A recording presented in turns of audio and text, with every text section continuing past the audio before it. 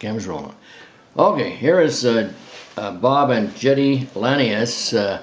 We'd like to interview for our history of Happy Trails Pickleball.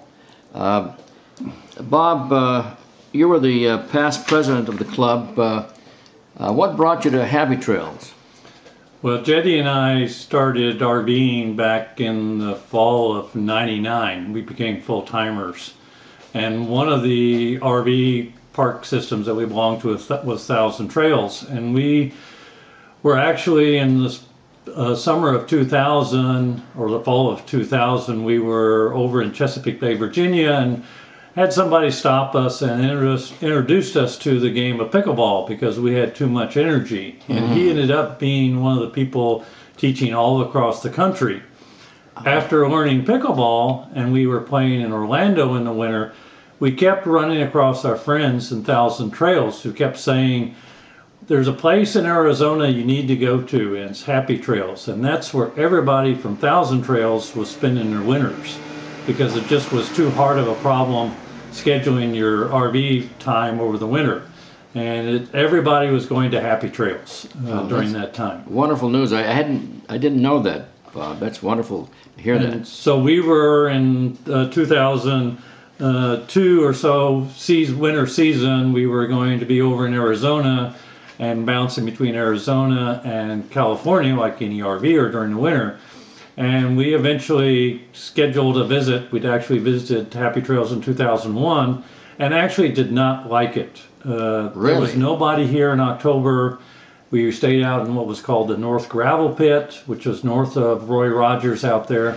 There were no trees. There was nobody. It was rocks. We didn't like it. It was like living in the desert out there. Yeah, and so we actually, over the 2002, still met a lot of friends, and we came, okay, let's give it another try. And we came back in the fall of 2002 with a kind of a visit intent of looking, and we actually found a lot on one of the green belts down close to Old Town area. And it had backed up the green belt with trees, and we said, okay, this will be our place. Also, Jetty had just had back surgery. Or no. No. She didn't have back surgery, but she was... I played in the 2003 Olympics in January or February with Sue Wilcox.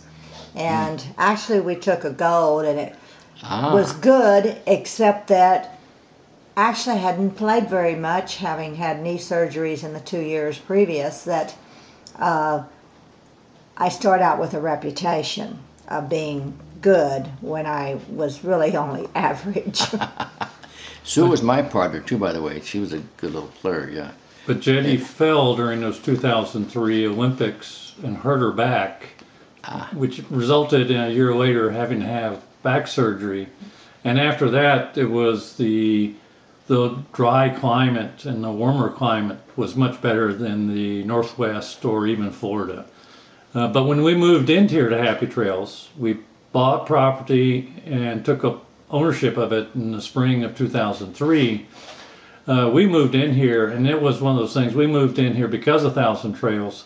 And because of pickleball. Because of pickleball and Thousand Trails, we had, immediately when we moved in, over 100 people we already knew. We were not strangers coming in here.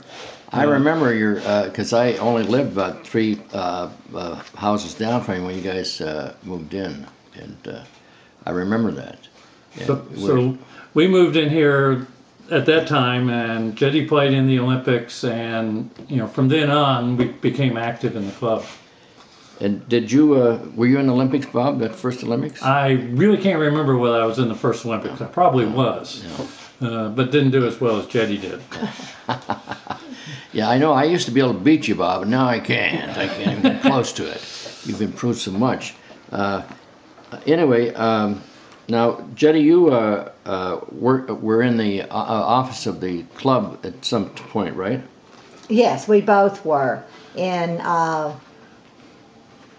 when we came in 2003, it was in fall. In the fall of 2003, Bob got involved more with the club because I was having to have surgery on my back.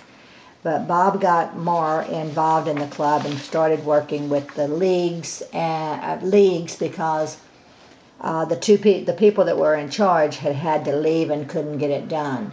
So he took over the league play in 2003, and at that time it was done by Excel, and then in 2004 he said, nope, nothing by hand, I'm going to put this on the computer system.